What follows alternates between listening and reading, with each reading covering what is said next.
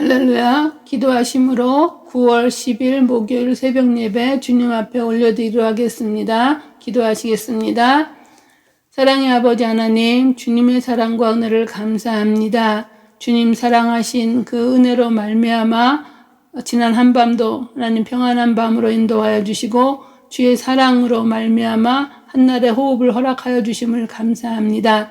오늘도 허락하여 주신 생명을 통하여서 하나님께 기쁨이 되어지며 영광이 되어지는 삶을 살아갈 수 있도록 인도하여 주시기 원합니다. 그러기 위해서 먼저 하나님의 말씀을 듣고 그 말씀에 의지하여 기도하고 간구하는 가운데 하나님의 큰 은혜를 맛보며 영광 돌리는 복된 하루 되도록 인도하여 주시기를 간절히 소원하오며 예수님의 이름으로 기도드리옵나이다.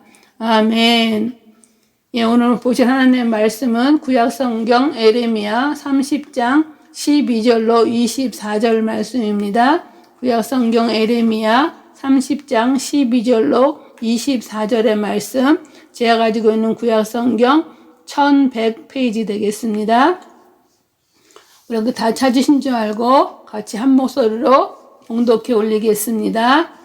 여호와께서 이와 같이 말씀하시니라. 내 상처는 고칠 수 없고 내 부상은 중하도다. 내 송사를 처리할 재판관이 없고 내 상처에는 약도 없고 처방도 없도다. 너를 사랑하던 자가 다 너를 잊고 찾지 아니하니 이는 내 악행이 많고 내 죄가 많기 때문에 나는 내 원수가 당할 고난을 내가 받게 하며 잔인한 징계를 내렸도다. 너는 어찌하여 내 상처 때문에 부르짖느냐. 내 고통이 심하도다. 내 악행이 많고 내 죄가 허다함으로 내가 이 일을 너에게 행하였느니라.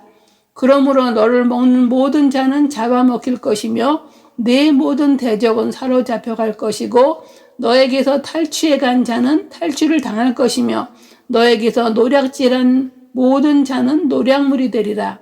여호와의 말씀이니라. 그들이 쫓겨난 자라 하매 시온을 찾는 자가 없은즉 내가 너의 상처로부터 새살이 돋아나게 하여 너를 고쳐주리라.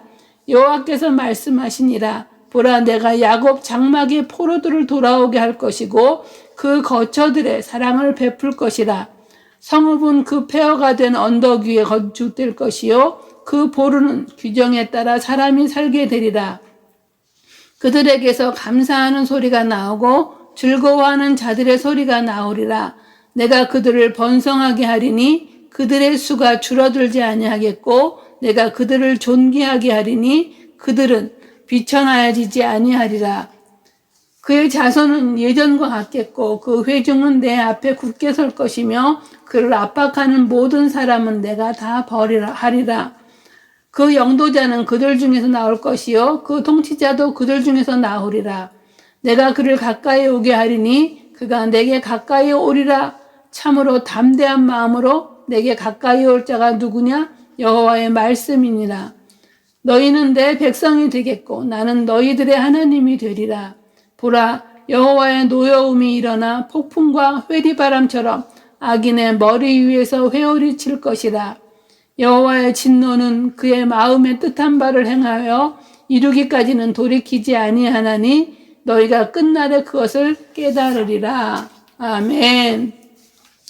예, 오늘 저는 함께 봉독한 에레미야 30장 12절로 24절의 말씀을 가지고 치유와 회복을 통한 하나님의 사랑이라는 제목으로 함께 은혜를 나누고자 원합니다. 우리가 삶을 살아가는 가운데, 특별히 신앙생활을 하는 가운데 때로는 죄로 인해 고난과 절망을 경험할 때 우리에게 회복에 대한 소망이 없다면 우리의 삶은 몸과 마음 모두 무너져 버릴 수밖에 없을 것입니다. 그러나 살아계셔서 우리에게 소망을 주시는 하나님은 택한 백성의 죄를 징계하셔도 결코 그들을 버리지 아니하시고 치료해 주시며 회복시켜 주시는 하나님이십니다. 오늘도 말씀을 통하여 치료와 회복을 베푸시는 하나님의 사랑을 체험하는 시간이 되시기를 간절히 바라겠습니다. 우리는 지금까지 에레미야 말씀을 살펴보면서 에레미야 말씀 가운데 에레미야 29장까지는 심판의 예언을 통해 하나님의 백성이라도 죄를 범하면 징계를 피할 수 없다는 것을 가르쳐 주신 하나님은 이제 30장에서 33장에서는 위로의 메시지를 주시며 회복을 약속하십니다. 그래서 에레미야 30장부터 33장까지를 위로의 책이라고 합니다. 이는 백성이 징계 중에도 낙심치 않고 소망을 가지고 하나님을 바라보며 인내하도록 하기 위함입니다. 그럼 오늘 본문에서는 백성이 죄로 인해 치유될 수 없는 상처를 입을 것이나 하나님이 이방 민족에게 보응하시고 이스라엘과 유다가 치유되고 회복되리라고 구체적으로 말씀하십니다. 그럼 먼저 에레미야 30장 12절로 17절의 말씀을 통하여 치유를 통한 하나님의 사랑을 살펴보기로 하겠습니다. 오늘 본문 12절에서 15절에서는 중한 상처를 입은 이스라엘, 시온의 그 처참하고 절망적인 상황과 그렇게 하신 이유를 말씀하고 있습니다. 여호와 하나님은 당신이 선택한 백성이라 할지라도 그들이 자신의 법을 따르지 아니하고 이방신들을 섬기며 거짓 예언자들의 말을 따라가는 죄를 범할 경우에 큰 재앙과 심판으로 그들을 벌하시는 분이십니다. 하나님의 징계로 인한 상처와 부상은 고칠 수도 없고 약도 처방도 없다고 하십니다. 12절 말씀을 보겠습니다. 여호와께서 이와 같이 말씀하시니라. 내 상처는 고칠 수 없고 내 부상은 중하도다. 그래서 내 상처는 어떠한 상처를 말합니까? 이는 강력한 타격으로 파괴되거나 부서진 상태로 더 이상 활동이 불가능할 정도로 치명적 타격을 입은 상태를 가리킵니다. 또 고칠 수 없다는 의미는 병든 상태를 의미하는 표현으로 일반적으로는 오랫동안 낫지 않는 상처나 치명적인 고통을 묘사하는데 사용되며 영적으로는 자포자기한 마음 상태를 나타냅니다. 현재 유다는 이처럼 치료와 회복을 결코 기대할 수 없는 만성적인 고통 가운데 있었던 것입니다. 또 내 부상은 중하도다 그랬는데 내 부상은 전쟁 같은 유혈 사태로 인한 심각한 상해, 생명의 위협을 줄 정도의 그 치명적인 상처를 의미합니다. 즉 유다에 대한 하나님의 진단은 전쟁터에서 검과 창으로 치명적인 상처를 입어 생사를 오가는 위중한 상태와 같다는 것입니다. 이처럼 백성이 그들의 죄로 인해 하나님의 징계를 받아 입은 상처는 고칠 수 없고 부상은 중한 정도로 심각함을 말합니다. 또한 바벨론에 의해 멸망당하고 포로된 상처는 치유가 불가능할 정도였음을 말씀하고 있습니다. 이런 하나님의 징계를 그럼 누가 막을 수 있겠습니까? 또 그로 인한 상처를 누가 감히 고칠 수 있겠습니까? 허물과 죄를 청산하지 못한 하나님의 징계에 의한 상처는 결코 고칠 수 없는 것입니다. 때문에 수다한 그 죄악을 범한 이스라엘은 하나님의 징계에 의해 아무도 감히 고칠 수 없는 상처를 입게 되었고 고통 중에 거하게 된 것입니다. 이러한 상황 가운데서 13절에서는 내 송사를 처리할 재판관이 없고 내 상처에는 약도 없고 처방도 없도다라고 말씀합니다. 하나님께서 징계하실 때 어리석은 인간은 아무리 탄원한다 해도 감히 송사를 변호할 자가 없다는 사실입니다. 시온이 너무도 많은 악을 행했기에 어느 누구도 그를 위해 정의로운 변호를 해줄 수 없을 뿐더러 하나님의 징계 앞에는 변호할 인간이 없고 아무리 탄원해도 재판할 재판관이 없음을 알아야 합니다. 뿐만 아니라 상처를 싸맬 약과 처방도 없습니다. 상처를 치유할 어떤 방법도 불가능한 상태를 강조합니다. 그런 가운데 14절에는 사랑하던 자조차도 다 너를 잊고 찾지 아니한다고 표현하고 있습니다. 14절입니다. 너를 사랑하던 자가 다 너를 잊고 찾지 아니하니 이는 내 악행이 많고 내 죄가 많기 때문에 나는 내 원수가 당할 고난을 내가 받게 하며 잔인한 징계를 내렸도다. 백성들은 예전에 그들을 사랑한 자, 곧 애굽을 비롯한 동맹국을 찾았으나 그들도 해결하지 못하고 도리어 이제 더 이상 그들을 찾지 아니하므로 결과는 실망뿐이었습니다. 그들이 큰 어려움에 처한 이유는 14절 하반절에 죄악으로 인해 징계를 받았기 때문이라고 말씀합니다.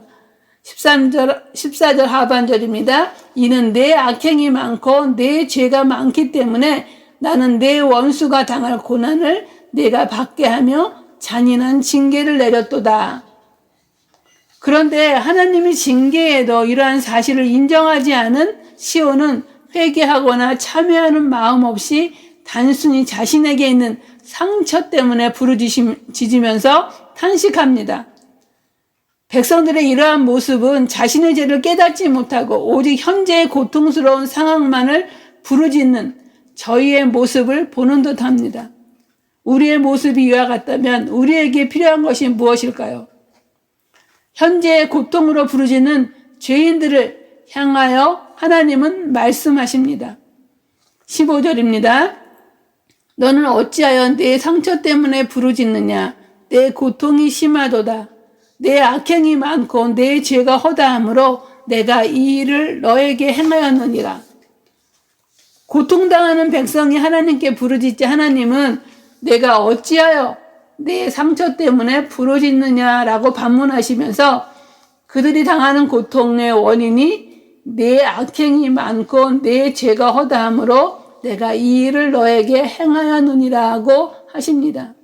즉 그들의 고통의 원인은 악행과 죄임을 분명히 말씀하십니다. 그들의 악행이 많고 죄가 큰 탓에 여호와께서 그러한 벌을 그에게 내리셨다고 말씀하십니다. 15절에 어찌하여 내 상처를 인하여 부르짖느냐라고 부르신 하나님은 징계받는 그의 백성이 얼마나 고통스러워하며 부르짖는지를 들으시고 알고 계십니다. 여기에는 선행돼야 할 문제가 있습니다. 그것은 많은 죄를 회개하는 일입니다. 많은 죄가 있음을 깨닫지 못하고 그저 상처의 아픔만을 야속히 생각해서는 안 됩니다. 하나님은 그들이 괴로워 울부짖는 소리를 듣고 계십니다. 비록 마땅히 징계받아야 할 백성들이지만 그들의 울부짖음에는 마음 아파하시며 듣고 계시는 하나님, 백성들의 고통을 바라보시며 더 아파하시고 고통스러워하시는 하나님, 그러나 그들의 바른 길을 위하여 그렇게 해야만 하는 하나님의 마음, 이것이 바로 하나님의 사랑인 것입니다. 그러므로 우리가 하나님의 징계로 말미암아 부르짖을 때 기억해야 할 일은 바로 죄를 회개하는 일입니다. 죄를 회개하며 하나님께 부르짖을 때 하나님은 치유와 회복을 주십니다. 그리고 하나님은 자기 백성에게 상처를 준 나라, 원수들을 파멸하심으로 징벌할 것을 말씀하십니다. 16절입니다. 그러므로 너를 먹는 모든 자는 잡혀 먹힐 것이며 내 모든 대적은 사로잡혀 갈 것이고 너에게서 탈취해 간 자는 탈취를 당할 것이며 너에게서 노략질한 모든 자는 노략물이 되리라. 그래서 우리 16절에 그러므로 여기는 시작했는데 다른 새 번역이나 현대인의 성경은 그러나로 시작합니다. 그러나 이제 상황이 달라지게 될 것을 말씀하십니다. 하나님은 자기 백성을 치는 자에게 진노하십니다. 유다를 괴롭힌 원수들을 향한 심판의 선고로 한때 심판의 도구였던 바벨론이 유다를 약탈함으로써 백성이 먹기 위해 추수한 곡물과 양식 그리고 그들의 가축들과 온갖 열매를 먹어 치우겠지만 이제는 도리어 그들이 잡아먹힐 뿐만 아니라 포로로 잡혀가며 아울러 크게 약탈을 당할 것이라고 원수들의 파멸을 말씀하십니다. 하나님은 비록 자기 백성을 바르게 하기 위해 이방을 들어 치시나 도구로 쓰이는 이방이 자기 백성을 지나치게 학대하는 것을 결코 용납지 않는 하나님이십니다. 무릇 너를 먹는 자는 먹히며 무릇 너를 치는 자는 다 포로가 되며 너를 탈취하는 자는 탈취를 당하며 무릇 약탈하는 자는 내가 그로 약탈을 당하게 하리라고 선포하십니다. 여기서 바로 하나님은 자기 백성에 대한 끊임없는 보호와 사랑을 증거하고 계십니다. 하나님의 사랑의 증거로 17절에서는 시온의 치료를 말씀하십니다. 17절입니다. 여호와의 말씀이니라 그들이 쫓겨난 자라 하매 시온을 찾는 자가 없은즉 내가 너의 상처로부터 새살이 돋아나게 하여 너를 고쳐주리라. 여호와께서는 원수들이 심판받은 그 시온을 향해 조롱과 멸시의 말을 퍼붓는다 할지라도 때가 되면 치료하신 하나님께서 시온의 상처로부터 새살이 돋아나게끔 그를 고쳐주실 것입니다. 아무도 치료할 수 없는 상처, 그래서 이방인들에게조차 비웃음을 당해야 하는 이스라엘의 상처라도 하나님 자신이 어루만져 고쳐주십니다. 내가 너를 치료하여 내 상처를 낫게 하리라. 이 말씀은 하나님은 치료하시는 분이시라는 것입니다. 하나님은 아무도 치료할 수 없는 상처, 이방인에게 비웃음을 당하는 백성의 상처를 치료하고 고쳐주실 것입니다. 그러므로 이스라엘과 유다에게 진정한 위로자요 치유자가 되실 분은 오직 여호와 하나님 한 분뿐입니다. 우리는 12절에서 17절을 통하여 치유를 통한 하나님의 사랑을 살펴보았습니다. 이제 그럼 예레미야 30장 18절에서 24절의 말씀을 통해 회복을 통한 하나님의 사랑을 살펴보기로 하겠습니다. 신실하신 하나님은 이스라엘 백성들에게 회복을 약속하십니다. 하나님은 상처 입은 백성을 어떻게 회복시킬 것인지 구체적으로 말씀하심으로 회복을 통한 하나님의 사랑을 나타내 보여주십니다. 하나님은 사랑으로 백성의 상처를 치료하셔서 새살이 돋게 하시고 바벨론에 포로되었던 그들이 바벨론에서 해방되어 본토로 귀환할 것과 그들이 돌아와 하나님의 도성인 예루살렘 성전과 왕국이 다시 재건될 것을 예언하십니다. 또한 그곳에 감사하는 소리, 즐거워하는 소리가 나고 백성의 수가 번성하여 다시 창대케 될 것을 예언하십니다. 또한 백성 중에서 나온 영도자와 통치자가 하나님께 가까이 나아가고 이스라엘과 유다는 하나님의 백성이 되고 하나님은 그들의 하나님이 될 것을 말씀하십니다. 그들의 회복은 완전하여 다시 하나님은 그들의 백성의 하나님이 될 것을 말씀하십니다. 18절을 보겠습니다.